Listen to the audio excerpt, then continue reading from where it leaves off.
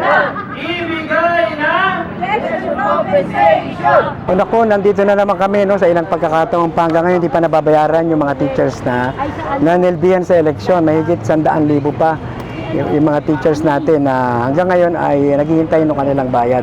Ang nakakalungkot, kanya-kanyang punta pa yung mga teachers sa Comelec kukuha ng cash card. Cash card, wala namang laman. Kaya tumatawid pa ng ilog, habal-habal, namamasahe para pumunta sa Comelec. Samantalang meron namang ATM yung mga teachers natin dapat doon na lang sa ATM. Bakit pa dinaan sa cash card? Ngayon tuloy ay hindi pa na sila bayaran. Malinaw na election related offense ito, no? Nung nakaraang election 2 weeks lang nabayaran na yung mga teachers Pero ngayon lumampas na sa 15 araw, no? Na dapat bayad na yung mga teachers ayon sa batas 15 days. Hindi na kailangan pang mag-proclaim dapat bayad na kaagad. Bago mag-eleksyon, after the election, nakausap na namin siya. Wala naman siyang ipinapangako kung kailan. Kaya nagmumukhang tanga yung mga teachers, kawawa naman. Nakapag-serve na kami. Nairaos na natin tong eleksyon, maayos, tahimik, tanggap-tanggap. Dapat nga may bonus pa pero bakit yung honorarium hanggang ngayon wala pa? Yun yung dapat na ma-register. Ma-register dito kay chairman.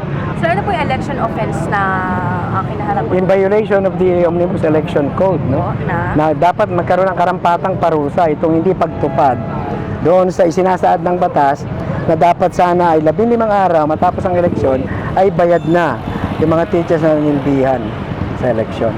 O chairman, kung nakikinig ka, nasa na yung mga pinag-usapan natin? Ang sabi mo, pag nasa batas, dapat ipatupad. Ang sabi mo pa, baka magkaroon pa kami ng bonus matapos yung eleksyon. Pero bakit hanggang ngayon hindi pa nababayaran yung mga teachers natin? Nakita ako kanina sa ating finance. At sabi naman sa akin, karamihan daw ng mga teacher na bayaran. Pero humingi ako ng listahan ng mga hindi pa nababayaran. Ang issue nga is that ang pagbayad sa kanila sa dalawang paraan. Una ay yung through direct remittance sa kanilang Muli po, pinapaalam po na sa mga debit cards.